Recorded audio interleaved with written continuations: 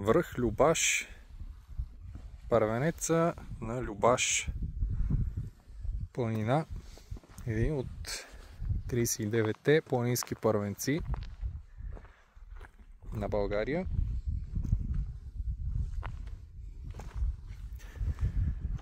Изключителни гледки, но преди това нещо, което балансира нещата в България. Правили са ви детайлна проверка за стоеността на ДДС за 5,50. Вече такива неща се случват,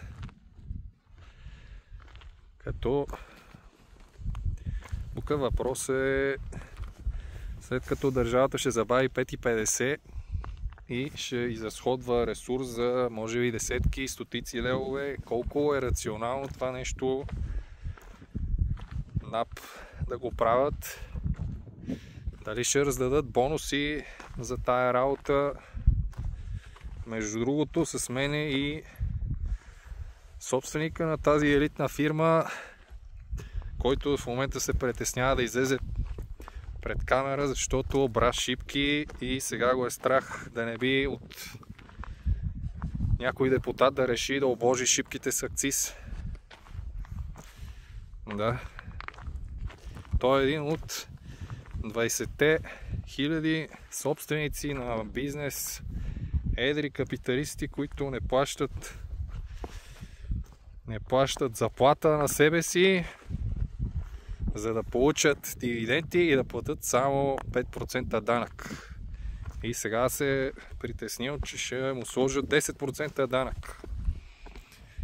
И обмисля дали да не става държавен чиновник. Може би някой съдия или прокурор с 30 000 заплата, 16 заплати или някоя друга държавна длъжност да влезе.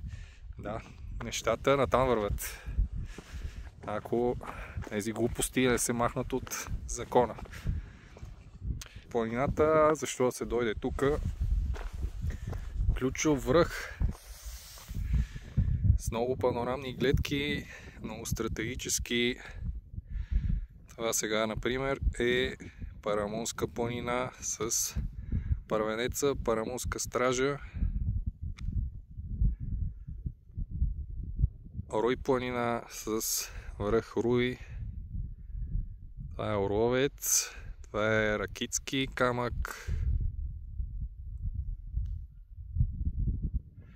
това е Гребен първа планина в българската част, Драговски камък, и това е най-високия връх в българската част, Голеш. А тук е в Сърбия Цилина ливада. Насам е Завалска планина.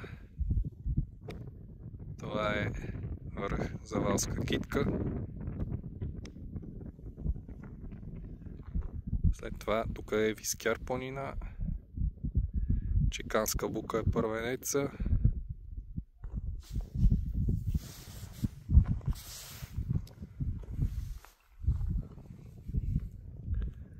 Отиваме и към Люлин планина.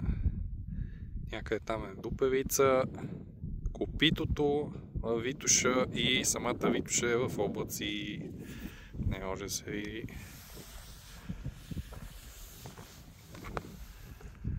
Това е Голо бърдо.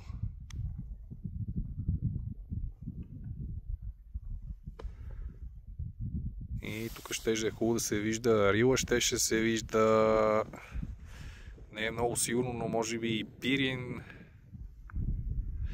А сега трябваше да се вижда и Осогово. И в Сърбия, всъщност в Сърбия се вижда, това е планината Кървав камък, там е и връх Било. Но много други не се виждат. Все пак тук е Руска и големи връх Първенец.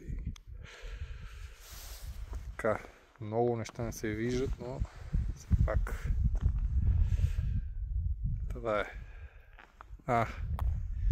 И ето тук е един Копран, който е в е руска. Това е пак в Любаш планина, Ревърска могила.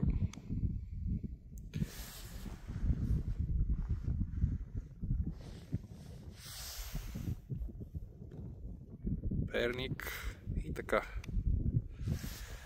Добре, посетете този връх и се борете срещу глупавите решения на държавата, защото дига се данък върху дивидендите, приходите няма да се увеличат, а фирмите ще почнат да излизат сериозно на сиво.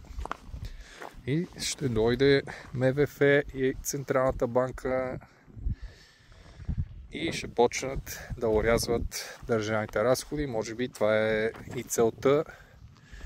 Измиване на ръцете с Европейската Централна банка. Да, толкова.